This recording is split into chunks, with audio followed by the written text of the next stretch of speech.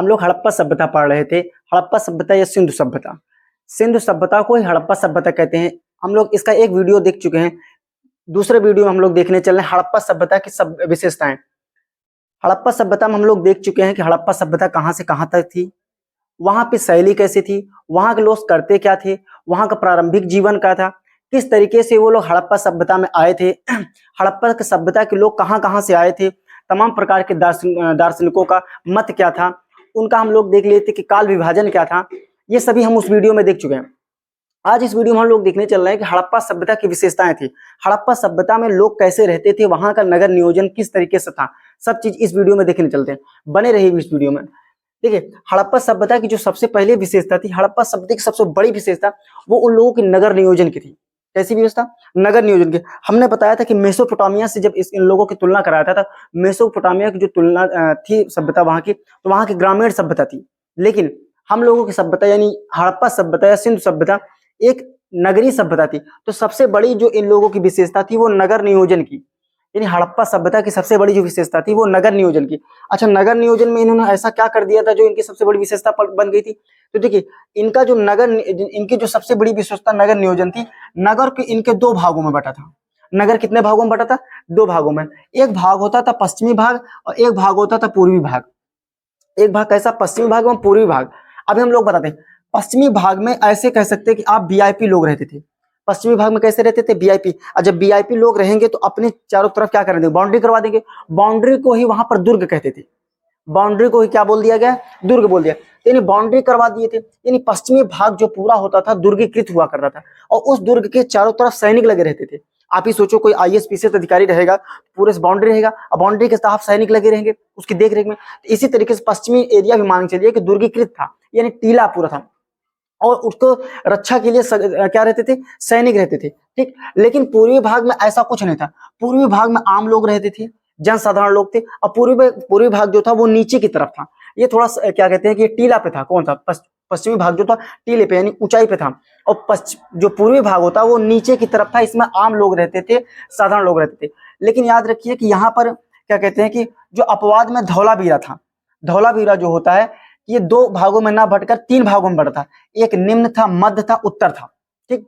यानी देखिए, यहाँ की नगर नियोजन व्यवस्था जैसी थी वो दो भागों में बटी थी, लेकिन अपवाद में धौलावीरा ऐसा था तो तीन भागों में बटा था, निम्न, मध्य एवं उत्तर में बटा था। ठीक है ना। अब आ जाते हैं इसमें एक और देखते हैं कि जो पूरा पश्चिमी एरिया था ये पूरा दुर्गीकृत था। ये कैसा था? पूरा दुर्गीकृत था। ठीक। जो इन लोगों को पश्चिमी एरिया का था पूरा दुर्गीकृत था।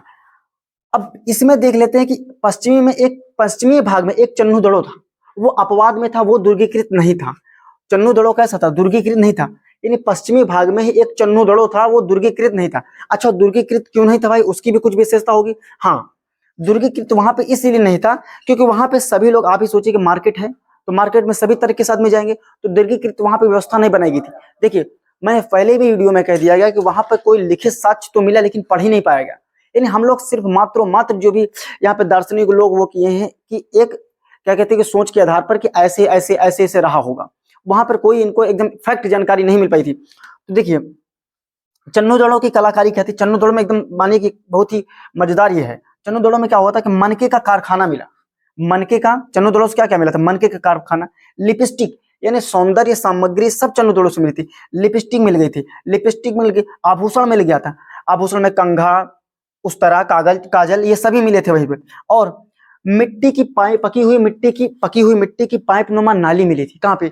चन्नू दड़ों में। तो चन्नू में मड़के का कारखाना मिला, सौंदर्य सामग्री चीजें मिली, लिपस्टिक ये सभी चीजें मिले, काजल, कंघा, उस तरह सभी चीज मिला और पकी हुई मिट्टी की पाइप नुमा नालियां मिली। ठीक। चन्नू दड़ों में आप सोचिए कि इस तरीके से याद करने के लिए मैं बता रहा हूँ कि चन्नू दड़ों में अगर कोई आदमी अपना जाएगा दाढ़ी बनवाने या सैलून टाइप का जाने जाएगा तो क्या हो सकता है दुर्गीकृत करने की। तो इसीलिए मेरे ख्याल से जहां तक लगता है कि चन्नू दड़ों को दुर्गीकृत नहीं किया गया। यानी ये चन्नू दड़ों जो था पश्चिमी एरिया था लेकिन फिर भी इसको दुर्गीकृत नहीं किया गया था। यहाँ से मनके, लिपस्टिक, आभूषण ये सभी चीज मिले। अच्छा, इसकी चन्नू दड़ों को खोज किसने किया? तो ये सभी चीज देख करके आप सोचो, ये सभी चीज देखकर मजा आ गया था। यानी मजुमदार ने खोज किया 1931 में। किसकी क्या कहते हैं कि चन्नू दड़ों की खोज किसने किया था? तो डी मजुमदार ने। 1931 में चन्नू दड़ों की खोज किसने किया था? तो डी मजुमदार ने। ठीक। अब आके देखते हैं कि यहीं पे एक और भाग था कालीबंगा। कालीबंगा जो था ये अलग अलग दुर्गीकृत था। कैसा, यानी पश्चिमी क्षेत्र का ही एक और था कालीबंगा, वो अलग अलग दुर्गीकृत था, ठीक है, यानी वो पश्चिमी भाग अलग, पूर्वी भाग अलग था। अजीब ड्रामा है भाई साहब कि सब अलग अलग अपनी विशेषता लेके आ रहा है। तो आप बताया कि सर जी पश्चिमी भाग तो पूरा क्या था, दुर्गीकृत था, लेकिन पश्चिमी भाग में एक मिल गया चन्नू दड़ो में जहाँ पे सारी सौंदर्य की चीजें मिलती हैं, वहां पर कोई दुर्गीकृत नहीं था, ठीक। फिर उसके बाद देखते हैं कालीबंगा ही पश्चिमी भाग का एक एरिया था जो अलग अलग दुर्गीकृत था। अब यहाँ से क्या क्या मिलता है, तो यहाँ का खेती के प्रमाण मिल गया। अच्छा, अगर देखते हैं कालीबंगा का अर्थ क्या होता है, तो काले रंग की चूड़ियां, कालीबंगा का अर्थ क्या होता है, काले रंग की चूड़ियां। यहीं से जुते हुए खेत मिल गए, कहां से, कालीबंगा से। और समाधान मिल गया। समाधान होता है कि मिट्टी, मतलब किसी कोई मर जाता है आदमी तो वहां पे समाधान मिल जाता है, ठीक है ना। तो दफनाने के साक्ष्य, यहाँ पे हमने बताया कि पूर्वी भाग एवं पश्चिमी भाग अलग अलग दुर्गीकृत थे। कैसे थे, अलग अलग दुर्गीकृत में कालीबंगा में। अब आगे देखते हैं कि इसकी खोज किसने किया था, तो अमलानंद घोष ने। किसने, अमलानंद घोष। अब देखिए अमलानंद घोष ने 1951 में इसको खोज किया था। अब याद कैसे करते हैं, यहाँ पे बंगा नंदा बंगा नंदा बंगा नंदा ऐसे याद कीजिए। यहाँ पे बंगा है तो यहाँ नंदा है, नंद से याद, नंदा नाम है इसका, नंद नाम है, तो बंगा नंदा ऐसे याद कर लीजिए। तो कालीबंगा खोज किसने किया था, अमलानंद घोष ने, अमलानंदा नंद घोष ने किया था, 1951 में किया था, ठीक। अब देख लेते हैं कि जो लोथल था, लोथल का क्या करें, लोथल जो था दोनों यानी पश्चिमी भाग में पूर्वी भाग दोनों एक ही में दुर्गीकृत था। यानी जैसे पश्चिमी एरिया एवं पूर्वी एरिया अलग अलग दुर्गीकृत नहीं था, कालीबंगा तो अलग अलग दुर्गीकृत था, लेकिन इसका सॉरी लोथल का जो अलग अलग दुर्गीकृत नहीं, पश्चिमी भाग एवं पूर्वी भाग दोनों एक ही में दुर्गीकृत यानी एक साथ ही दुर्गीकृत कर दिया। इसकी खोज किया था SR राव ने 1954 में। लोथल की खोज किसने किया था, SR राव। अभी मैं सिर्फ इसकी विशेषता बता रहा हूँ। अभी लोथल, कालीबंगा सभी का एक एक चीज बताएंगे, कहाँ पे कौन सा चीज मिला है, क्या कैसी थी, सभी चीज बताएंगे। अभी इसकी विशेषता देखते चलिए। बस यहाँ की सड़कें जो थी समकोण काटती थी एक दूसरे, उसको ग्रिड पद्धति कहते हैं।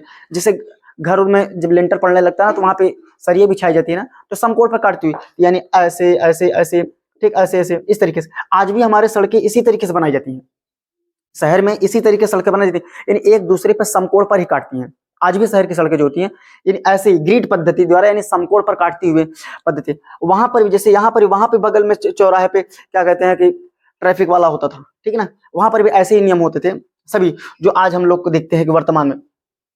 देखिए यहाँ के जो दरवाजे एवं खिड़कियां जो होते थे गलियों में खुलती थी। कहाँ पे खुलते थे, जहां दरवाजे एवं क्या कहते हैं कि खिड़कियां थे गलियों में खुलते थे। लेकिन लोथल को छोड़कर लोथल को सड़क की ओर खुलता था, लेकिन और सभी जगह के दरवाजे एवं खिड़कियां कहाँ खुलते थे, तो गलियों में खुलते थे। देखिए इन सभी में यहाँ पे हड़प्पा सभ्यता की जल की समुचित व्यवस्था थी, यानी जल निकासी की समुचित व्यवस्था थी, केवल बनावली को छोड़कर। राजस्थान में एक चीज है, एक है था, वहां बनावली पे क्या कहते हैं कि जल की समुचित व्यवस्था देखने को नहीं मिलती है। यानी अब देख लेते हैं कि यहाँ के लोग पक्की ईंटों का प्रयोग करते थे। हड़प्पा की सभ्यता के लोग कैसे ईंटों पर प्रयोग करते थे, पक्की। लेकिन कालीबंगा में लोग कच्ची ईंटें बनाते थे, कच्ची ईंटें बनाते थे भाई साहब। क्यों, क्योंकि वहां पे पश्चिमी भाग पूर्वी भाग अलग अलग दुर्गीकृत था, इसको बताई दी हम। और फैक्ट देख लेते हैं, क्या यहाँ पे दास प्रथा का प्रमाण मिला है। हाँ, यहाँ पे दास प्रथा का प्रमाण मिला है। देखिए दास प्रथा क्या होता है कि आपके यहाँ कोई मजदूर आता है तो उसको एक दिन का जो भी उसका पेमेंट होता है देते होंगे। दास का मतलब होता है कि एक बार आपको 1 डाउन पेमेंट दिया, पूरा खरीद लिया। जैसे आप कोई बाइक खरीदने जाते हो कि हाँ भाई 1 लाख की बाइक है, 1.5 लाख की बाइक है, एक बार ले चलिए इसको। ऐसे तरीके से मजदूर भी होते हैं, वहां पे दास भी होता था कि एक दिन का देखते हैं तो बोला कि आपकी पूरी लाइफ का उतना मल्टीप्लाई करके एक ही बार में पैसा दे देते थे और उनको लिवा देते थे। अब वो जो कहेंगे उनकी पर्सनल लाइफ कुछ नहीं रहेगी, जो बोला जाएगा वही किया जाएगा, तो इसी को दास कहते थे, ठीक है ना। इन एक ही बार में पैसा दे दिया गया, उठा लिया गया।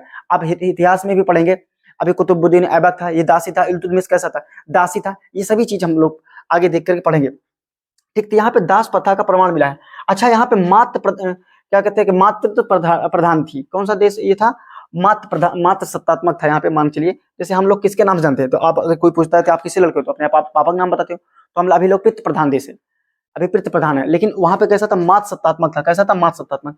अच्छा, इतिहास में और पूछा जाए तो कौन सा मात्र सत्तात्मक, तो सातवाहन, ठीक। सातवाहन नाम आप लोग अगर इतिहास पढ़ते हैं तो बाकी हम बताएंगे। सातवाहन जो था वो भी मात्र सत्तात्मक था, ठीक। सातवाहन वंश था। तो यहाँ पे कैसे थे, क्यों अच्छा क्यों उसको मान लिया गया, क्योंकि हमने बताया लिखा तो गया लेकिन पढ़ ही नहीं पाए गए, तो क्यों मान लिया गया, बस साक्ष्यों के आधार पर, खुदाई के आधार पर। क्योंकि यहाँ पर नारी की जो मूर्तियां थी वो बहुत ही मात्रा में मिली। नारी जो क्या महिलाओं की मूर्तियां थी या मात्र देवियों की मूर्तियां थी वो अधिक मिली, तो इससे पता लगा कि यहाँ पे मात्र सत्तात्मक कुछ चीज रहा होगा। अच्छा, सती प्रथा को कुछ मिल रहा है यहाँ पे, तो सती प्रथा कहा नहीं जा सकता, मैं फिर से कह रहा हूँ कि इसको कहा नहीं जा सकता। जितने भी दार्शनिक थे या जितने भी क्या कहते हैं इसके खोज करता थे, उन्होंने सिर्फ और सिर्फ गेस के आधार पर बताया है।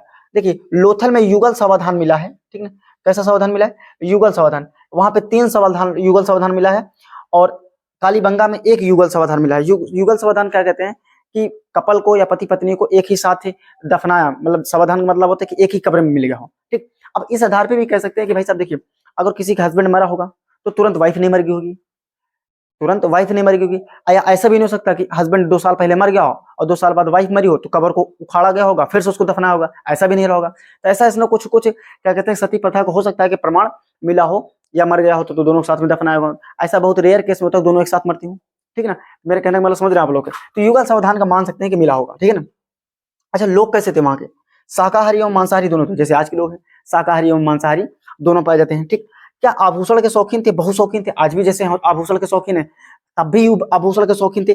लेकिन कौन कौन था, तो सोना हो गया, चांदी हो गया, माणिक हो गया, मिट्टी हो गया, मिट्टी पक्की मिट्टी के भी आभूषण बनाए जाते थे, हाथी दांत के भी बनाए जा सकते हैं, बनाए थे, ठीक। इन सभी के ये सोना मतलब ये सभी क्या कहते हैं आभूषण ये लोग पहनते थे। कौन, सोना चांदी माणिक मिट्टी सीप हाथी दांत। सीप मतलब जो था समुद्र में पाया नहीं जाता, उसी टाइप का सीप होता था, ठीक। अच्छा इन ये लोग जीवन निर्वाह के लिए कृषि करते थे, पशुपालन करते थे, शिल्प। अब बताइए अगर ये सोना कंघा ये सब बना रहे हैं, सोना बना रहे हैं, माणिक बना रहे हैं, सब तो शिल्प तो हो गया ना, पत्थर को काट कर बनाना, ये शिल्प ही तो हो गया। अगर देवी जी की मूर्ति मिल रही है तो ऐसे तो मिल नहीं गई होगी, तो उसको देवी जी की मूर्ति बनाए होंगे वो लोग, ठीक। तो यह शिल्पकारी में आ गया, तो शिल्प भी करेंगे। व्यापार, अच्छा इनका अगर पूछेगा कि हड़प्पा कालीन लोगों का या सिंधु घाटी सभ्यता के लोगों का मुख्य व्यवसाय क्या था, तो व्यापार। मुख्य व्यवसाय क्या था, वो लोग व्यापार थे, व्यापार करते थे। लेकिन सेकेंडरी में वो कृषि करते थे, कृषि मत मार दीजिएगा, लेकिन वहां पे वो व्यापार करते थे, ठीक। तो इन लोगों का, अच्छा इन लोगों का व्यापार जो होता था मेसोपोटामिया के नागरसौर एक शासक था उसी से ज्यादा होता था। कहाँ से, मेसोपोटामिया। बस इतना याद करिए कि इन लोगों का जो व्यापार होता था अधिकतर मात्रा में वो मेसोपोटामिया के लोगों से होता था। तो इसीलिए तो और जो दार्शनिक थे वो लोग तुलना कर दिए थे कि भाई ये मेसोपोटामिया की नकल है, ठीक है ना, ये मेसोपोटामिया की नकल है। लेकिन ऐसा है नहीं, हमने में अधिकतर इन लोगों की व्यापार होता था। यानी हड़प्पा सभ्यता को लोगों का अधिकतर व्यापार कहाँ से होता था, तो मेसोपोटामिया में। अच्छा ऐसे ही क्यों कह दिया गया कि मेसोपोटामिया के लोगों से ही अधिक इन लोगों का व्यापार होता था, क्यों, क्योंकि वहां पर उर एवं किस नाम की 2 मुद्राएं मिली थी। कहां पर, मेसोपोटामिया में उर एवं किस नाम की 2 मुद्राएं मिली थी जो यही की थी। मेरी बात समझे ना, तो मोहर 2 मिली थी जो उर एवं किस नाम की, ठीक। अब देखिए इन लोग आयात भी करते थे, कुछ खरीद के लाते थे। तो खरीद के लाते क्या थे, खेत्री है एक राजस्थान में, यहाँ से तांबा खरीदते थे। आयात में खेत्री राजस्थान से यहाँ से तांबा खरीदते थे। कोलार कर्नाटक में, कोलार ये KGF का नाम आप लोग सुनेंगे मूवी का, उसी से यहाँ से लोग सोना खरीदते थे। यानी कर्नाटक के कोलार से क्या खरीदते थे, सोना। एक बदस्का है अफगानिस्तान में, कहाँ पे, बदस्का अफगानिस्तान में, यहाँ से लोग चांदी टिन एवं लाजवर्द खरीदते थे, ठीक। अच्छा ये लोग खरीदते भी थे तो कुछ बेचते थे। निर्यात में ये लोग सूती वस्त्र एवं हाथी दांत की वस्तुएं बेचते थे, सूती वस्त्र एवं हाथी दांत की वस्तुएं बेचते थे। अब हड़प्पा के लोग जो थे इन लोगों को 9 फसलों का टोटल ज्ञान था। कितना, यानी खोजों के आधार पर पता चला कि ये लोग 9 फसलों के बारे में जानकारी जानते हैं, जिसमें गेहूं हो गया, जौ हो गया, कपास हो गया, खजूर, तरबूज हो गया, राई हो गया, सरसों हो गया और तिल। इतनी चीज। देखिए इसमें सबसे पहले जो लोग उगाए थे जौ, लेकिन यूज में लाए थे गेहूं, ये मैं बता चुका हूं। यहाँ से कुछ साक्ष्य मिले, लोथल से जैसे चावल का साक्ष्य मिल गया था, रंगपुर से रंग बिरंगी धान की भूसी मिल गई थी। मतलब ऐसे याद करने के लिए बता रहा हूँ कि रंगपुर से क्या मिल गया था, रंग बिरंगी धान की भूसी, तो ऐसे याद रहेगा। मेहरगढ़ से, ये बलूचिस्तान में मेहरगढ़ से यहाँ से कपास मिला था, कपास रुई जिसे कहते हैं, यहाँ से कपास के साक्ष्य मिले थे। पशु में देख लेते कि यहाँ के लोग पशु कौन कौन सा था, जो गाय थी, बैल था, बकरी, भेड़, कुत्ते, बिल्ली आदि, यानी हाथी भी थी आदि, यानी गाय भैंस ये सब था। अगर जाहिर सी बात, अगर गाय रहेगा तो बैल रहेगा भाई, ठीक, बकरी रहेगा तो बकरा रहेगा, ये सोचने वाली बात नहीं, रहेगा वो रहेगा, ठीक। देखिए इन लोगों के जैसे घोड़े की जो अस्थियां हैं वो सूरकोटदा एवं गुजरात से मिला था। घोड़े की अस्थियां कहाँ से मिला था, सूरकोटदा गुजरात से। लेकिन घोड़े के दांत राणा गुंडई पाकिस्तान से मिला था। कहां से, राणा गुंडई, घोड़े के दांत, यानी घोड़े का भी साक्ष्य मिला यहाँ से। सबसे प्रिय, इन सभी में सबसे प्रिय जो इन लोगों का जानवर था वो कुबड़ वाला सांड था। क्या था, कुबड़ वाला सांड, ठीक। आप लोग कहेंगे सर एक सिंगी ने, एक सिंगी तो सर्वाधिक इनके सिक्कों पर, इनके मुद्राओं पर छापा गया है, ठीक। आगे आगे बता रहे हैं। देखिए ऊंट, घोड़ा, गाय, इन सभी का मुद्रा पर कोई साक्ष्य नहीं मिला है। किसका, ऊंट, घोड़ा से गाय का मुद्रा पर साक्ष्य नहीं मिला है, लेकिन अस्थियां प्राप्त है इन तीनों की, ठीक। आगे चलते हैं उद्योग में। इन लोगों को उद्योग जो था वस्त्र उद्योग में ज्यादा फेमस थे। वस्त्र उद्योग में जो मोहनजोदड़ो में था, मोहनजोदड़ो जो लाल कपड़ों के लिए फेमस था, यानी लाल कपड़ा यहाँ पे बनता था मोहनजोदड़ो में। कालीबंगा मैं ही बता दिया कि कालीबंगा पूरा समझ लीजिए कि क्या कहते हैं कि उद्योगी मामले में ये उस्तरा, लिपस्टिक, ये सभी मतलब जितना भी था हमने बताया कालीबंगा में यहीं पे फेमस था। यहाँ पर मिट्टी के बर्तन पर सूती वस्त्रों से छाप की डिजाइन प्राप्त हुई है। मिट्टी के बर्तन पर सूती वस्त्र से छाप बनाया गया है, तो वहां से डिजाइन प्राप्त हुई है कालीबंगा से। और देख लेते हैं कि मोहनजोदड़ो एक देख लेते हैं कि मोहनजोदड़ो में क्या हुआ, पुरोहित की मूर्ति मिली है। पुरोहित की मूर्ति, वो मूर्ति क्या है, इसका बनाया गया कि साल ओढ़ी मिली मूर्ति, साल ओढ़ी, यानी उसको यानी टिपतिया अलंकर किए हुए साल ओढ़ी मिल गई है मूर्ति, यानी उसको काट करके यानी उनके कुछ को शिल्पकारी थी, तभी तो ये सब किए काम।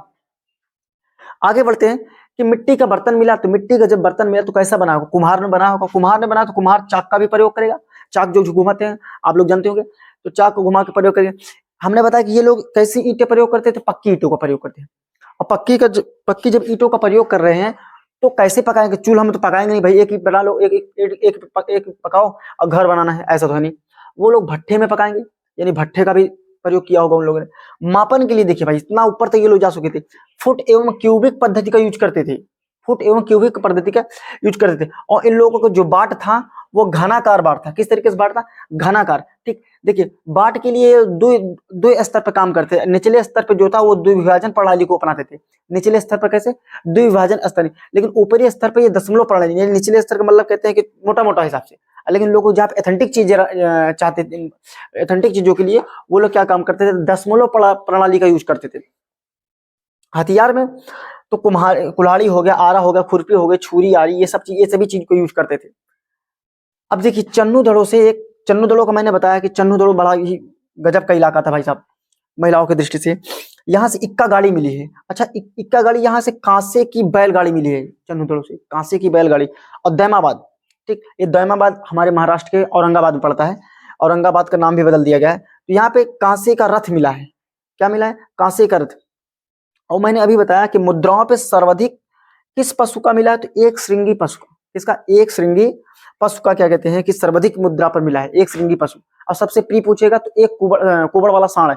कौन सा, कुबड़ वाला सांड क्या कहते हैं सर्वाधिक प्रिय था। ठीक, यहाँ पे किन जानवरों का क्या कहते हैं कि मुद्रा पर कोई जानकारी नहीं मिली है, तो उसमें हो जाएगा गाय हो गया आपका, यहाँ पे लिखे थे, तो गाय हो गया, घोड़ा हो गया, ऊंट, इनका मुद्रा पर कोई नहीं मिला है। लोग क्या कहते हैं कि उर्वरक की देवी की पूजा करते थे। धार्मिक जीवन में उर्वरक देवी की क्या करते थे, पूजा। ये हड़प्पा से साक्ष्य मिला है। ठीक, अच्छा, और इतनी साक्ष्य से थोड़ी मान लिया जाएगा। इसमें क्या हुआ कि एक स्त्री की मूर्ति मिली है, उसके पेट से क्या कहते हैं कि पौधे निकलने का साक्ष्य, उसके पेट से पौधे निकलने का साक्ष्य। तो यही मान लिया गया कि हाँ, ये लोग धार्मिक जीवन में क्या कहते हैं कि उर्वरा की देवी की भी पूजा करते थे। आगे पता चला कि ये मातृ देवी की भी पूजा करते थे, क्योंकि हमने बताया कि मातृ सत्तात्मक था। मोहनजोदड़ो से एक चीज जो मिला है, पशुपति शिव की पूजा का साक्ष्य भी मिल गया है। ठीक, कालीबंगा, देखिए कालीबंगा भैया ये हर जगह पे स्पेशल रहेगा। नंदा सामने, अमला घोष सामने इसके खोज किए थे। यहाँ से लिंग पूजा का भी प्रमाण मिला है। कालीबंगा से क्या मिला, लिंग पूजा का प्रमाण मिला है, वृक्ष पूजा का भी प्रमाण मिला है। ठीक, ये लोग पीपल के वृक्ष एवं नीम के वृक्ष की पूजा करते थे, पीपल के वृक्ष एवं नीम के वृक्ष की पूजा करते थे। अग्नि वेदिकाएं मिला है, यानी अग्नि हवन कुंड जिसे कहते हैं, उसको भी मिल गया है। ठीक, अग्नि की वेदिकाएं कालीबंगा, ठीक, और लोथल दोनों जगह से मिला है, कालीबंगा एवं लोथल से दोनों मिला है। देखो ये होता है स्वास्तिक चिन्ह, ठीक ना, स्वास्तिक चिन्ह मोहनजोदड़ो से मिला है। स्वास्तिक चिन्ह कहाँ से मिला है, तो मोहनजोदड़ो से मिला है। अभी क्या कहाँ पे मिला है, कौन सा चीज मिला है, सभी अभी इसको बारे में बताएंगे, ठीक है ना। बस देखते चलिए। समाधान, ठीक ना, इसमें क्या होता है कि समाधान दाह संस्कार कह सकते हैं, अंतोष्टि कार्यक्रम दे सकते हैं। आप लोगों से क्वेश्चन मैं ये पूछ रहा हूँ कि अंतोष्टि कार्यक्रम पाषाण काल के किस पाषाण काल में चालू हुआ था, कमेंट कीजिएगा आप लोग। यहाँ पे दाह संस्कार भी था। इनका संस्कार प्रकार 3 प्रकार था, दाह संस्कार, आंशिक संस्कार या आंशिक समाधान था, और पूर्ण समाधान। दाह संस्कार, आंशिक समाधान एवं पूर्ण समाधान, 3 प्रकार के लोगों का समाधान था। यहाँ पे हड़प्पा में है विदेशी लोगों को दफनाने का साक्ष्य मिला है। हड़प्पा में क्या मिला है, विदेशी लोगों को दफनाने का साक्ष्य मिला है। रोपड़ में मालिक के साथ कुत्ता, मालिक प्लस कुत्ता, यानी मालिक के साथ कुत्ते दफनाने का साक्ष्य मिला है, ठीक है ना। जो सबसे पहले पाला गया जानवर था आदमी के द्वारा या किसी व्यक्तियों के द्वारा, वो क्या था जानवर, वो कुत्ता था। इतना ये लोग विकसित होने के बावजूद भी इन लोगों को पता नहीं होगा, क्या कारण रहा होगा भाई। शुरू शुरू में मैंने पहले वाले वीडियो में बोला है कि किसी भी सिविलाइजेशन का किसी न किसी कारण से एक ना अंत होता ही है। वो अंत इन ये लोग इतना सब चीज करने के बाद भी क्या ऐसा कारण होगा जिनका पतन हो गया। इस पतन में हम लोग पढ़ते हैं कि सिंधु घाटी सभ्यता का पतन, किस तरीके से इन लोगों का पतन हुआ। देखो, और जो दार्शनिक थे वो लोग बोलते हैं कि आर्यों का आक्रमण हो गया। भाई साहब, इन लोगों को बताए हैं कि 2350 से लेकर के 1750 बीसी तक का, ठीक था ही कल। अब देखिए, इसमें तो आर्य आए 1500 में, 200 साल तो वैसे ही पीछे है ना। तो इन लोगों का देखते हैं क्या कहते हैं कि आर्यों का आक्रमण, मोहनजोदड़ो में कुछ न कुछ रहा होगा जो ऐसे तो कह नहीं दिए कि आर्य का आक्रमण हुआ भाई ये लोग खत्म। मोहनजोदड़ो में 38 नर कंकाल मिल गए एक साथ, 38 नर कंकाल मिलने का साक्ष्य मिल गया। अच्छा, इसको किसने कहा कि आर्यों का आक्रमण? तो विदेशी लोग, विदेशी बात, मार्टिन व्हीलर थे और गार्डन चाइल्ड थे। ये दोनों का कभी सेट ही नहीं खाया जो बोले हैं, इसके पहले बोले थे वो नहीं सेट खाया था, ठीक, अलग ही बता दिए थे। डीपी अग्रवाल साहब का सब सही था। तो पारिस्थितिकी तंत्र विक्षोभ, इन्होंने बताया पारिस्थितिकी तंत्र विक्षोभ, ये थे फेयर सर्विस साहब, इनकी सर्विस हो गई। फेयर सर्विस साहब ये भी गलत बता दिया। इन्होंने अपनी एक किताब लिखी the root of ancient India, उसने उसी में इन्होंने लिखा है कि जो सिंधु घाटी सभ्यता है, हड़प्पा सभ्यता है, वो पारिस्थितिकी तंत्र के विक्षोभ के कारण खत्म हुई। आइए भाई आगे बढ़ते हैं। आरएन स्टाइन ने लिखा है कि जलवायु परिवर्तन हुआ, सब साफ हो गई। ऐसा नहीं है, गलत है।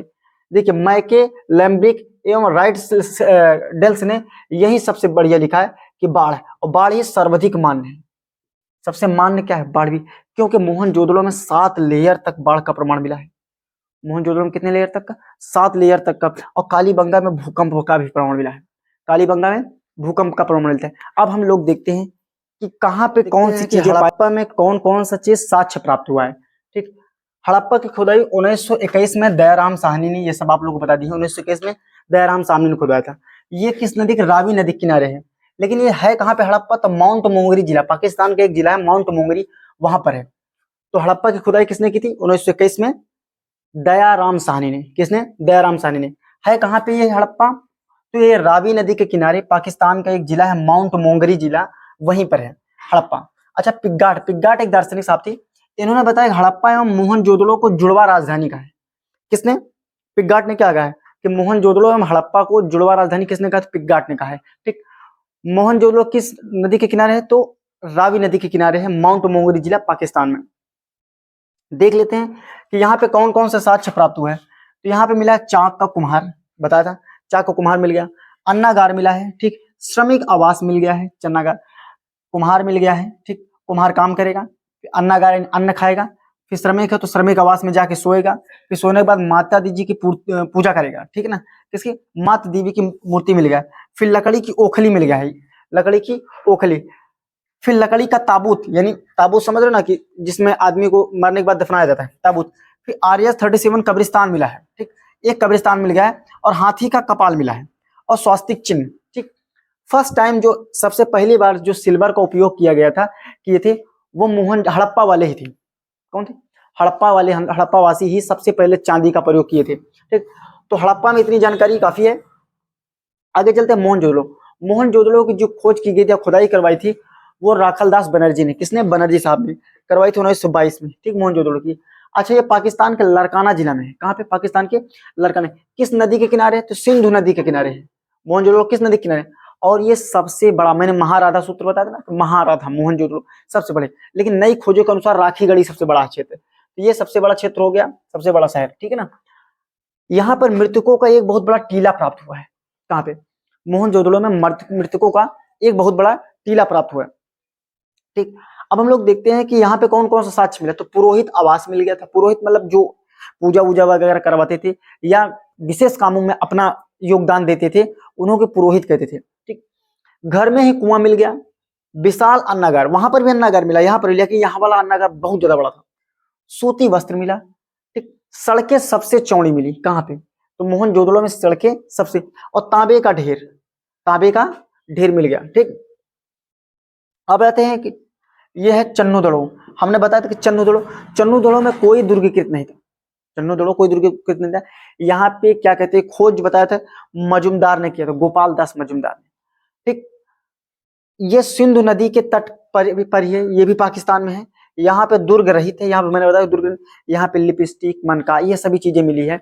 सुई मिल गया, सुई हाथी दांत को ही बनाया जाता था, ये सभी चीजें मिली थी। ठीक, वही मेकअप की सामग्रियां मिल गई, शीशा मिला, मनका मिला, लिपस्टिक मिला, अलंकृत ईंटें मिल गई, सुई मिल गया, बिल्ली का पीछा करता हुआ कुत्ता मिला था। कहाँ पे? ये चन्नूदड़ो में। अच्छा, बिल्ली पे पूछा करते हुआ कुत्ता, वैसे मतलब पंजा पड़ा था, किसी पे पंजे का निशान था, ठीक ना। तो वैसा नहीं कि बिल्ली का कुत्ता पीछा करता हुआ हड्डी सही थोड़ी ना मिलेगा। तो ये देखिए। अब अच्छा, रोपड़ में मैंने यज्ञदत्त शर्मा 1953 में उसकी खोज किए थे, खुदाई करवाए थे। यहाँ पर मालिक के साथ कुत्ते दफनाने का साक्ष्य मिला, मालिक के साथ कुत्ते दफनाने का। और बताइए कि किस काल में बुर्जहोम में, पाषाण काल में मालिक के साथ कुत्ते दफनाने का साक्ष्य था? कहाँ पे? बुर्जहोम, ठीक, कश्मीर में। अब आते हैं बनावली। बनावली जो था ये रंगोई नदी के किनारे, कहाँ पर? रंगोई नदी के किनारे था। इसकी खुदाई क्या कहते हैं, रविंद्र कुमार बिष्ट ने करवाया था, हरियाणा जिले में है, ठीक ना। ये बनावली कहाँ? हरियाणा जिले में है। सड़कें यहाँ टेढ़ी मेढ़ी थी, सबसे सड़कें चौड़ी कहाँ थी? मोहनजोदड़ो की, ठीक है ना। अगर बात करते फिर आते कालीबंगा। कालीबंगा जो सरस्वती नदी किनारे, सरस्वती यानी घग्गर नदी जो बोल देते हैं, ये राजस्थान के हनुमानगढ़ जिले में है, ठीक है, राजस्थान के हनुमानगढ़ जिले में है। खोज अमलानंद घोष ने किया था, हमने बताया था अमला। यहाँ पे पूर्वी एवं पश्चिमी दोनों अलग अलग दुर्ग की थे। देखिए, खोज अमलानंद घोष ने कर दिया, लेकिन खुदाई बी के थापर साहब ने करवाया था। किसने करवाया था? बी के थापर ने। अब देखते हैं लोथल की यस आर राव, लोथल की खोज किसने किया था? यस आर राव ने किया था, ठीक। यहाँ पे गोदिलवाड़ा बंदरगाह जो फेमस है, यहाँ से मिला। तो लोथल से कौन सा? गोदीवाड़ा बंदरगाह, ठीक है ना। हरियाणा में रंगपुर है, यहाँ से भूसी मिली थी, ठीक। एक कुड़ाल जो है हिसार जिले में है, हरियाणा के कुड़ाल यहाँ हिसार जिले में पड़ता है। यहाँ से चांदी के 2 मुकुट मिले थे, चांदी के 2 मुकुट मिले थे, ठीक। इतना आप लोगों को समझ में आया होगा। यानी सिंधु घाटी सभ्यता हम लोग खत्म कर चुके हैं। इसके बाद नेक्स्ट वीडियो में मिलते हैं वैदिक काल, ठीक। वैदिक काल के बारे में एक एक चीजों के बारे में अध्ययन करेंगे, अच्छे से समझेंगे।